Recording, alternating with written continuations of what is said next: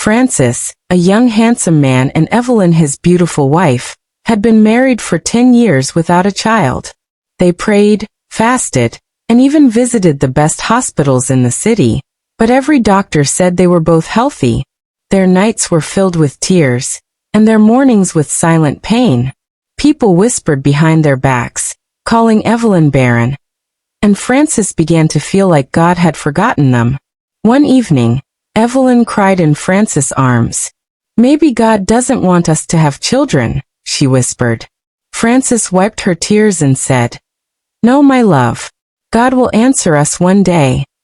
But deep inside, even his faith was shaking like a leaf in a storm. One Sunday afternoon after church service, their old friend Paul visited them. He saw the sadness written all over Francis and his wife's face. Then he said quietly, "I know someone who can help. He has helped many couples like you." Evelyn's eyes widened.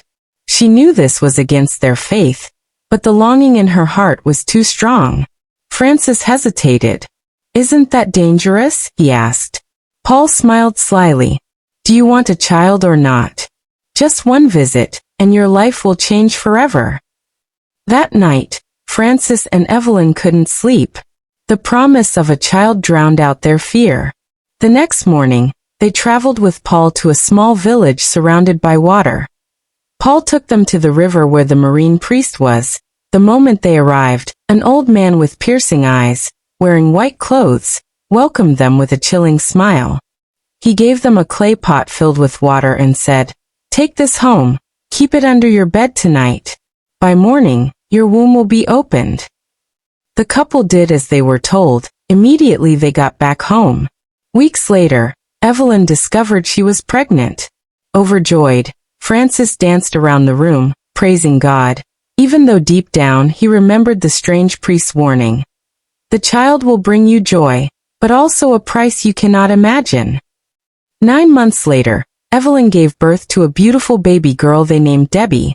Her skin glowed like the morning sun, and her laughter filled their home with joy. Everyone in the community came to see the miracle child. But as Debby grew, strange things began to happen. Francis' once thriving business started crumbling. Evelyn's business money vanished without a trace.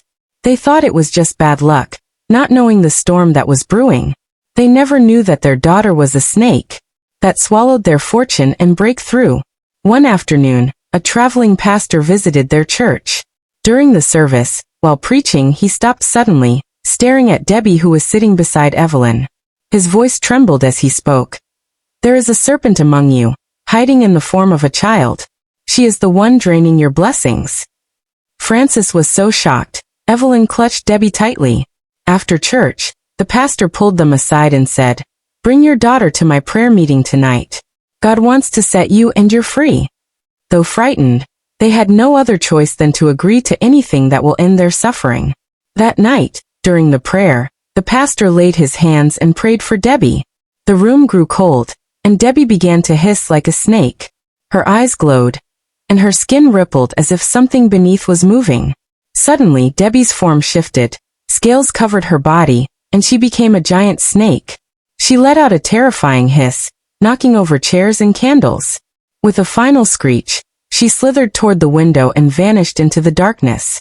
"You are free now," the pastor whispered. The next morning, Francis woke up to find an email on his phone stating the restoration of his business accounts. Evelyn started her provision business again. It was as if a heavy chain had been broken. One evening, while sitting in their sitting room, Francis held Evelyn close and whispered, "We were blind, but God has shown us mercy." They prayed together, thanking God for their deliverance and vowing never to seek help from devil again. Weeks later, Evelyn began to feel strange. She visited the hospital and was shocked the moment the doctor confirmed that she was pregnant, this time without any marine priest. She fell to her knees right there in the doctor's office, crying tears of joy. Months later, Evelyn gave birth to a healthy baby boy. As Francis held his son, he said softly, "This is the blessing we should have waited for."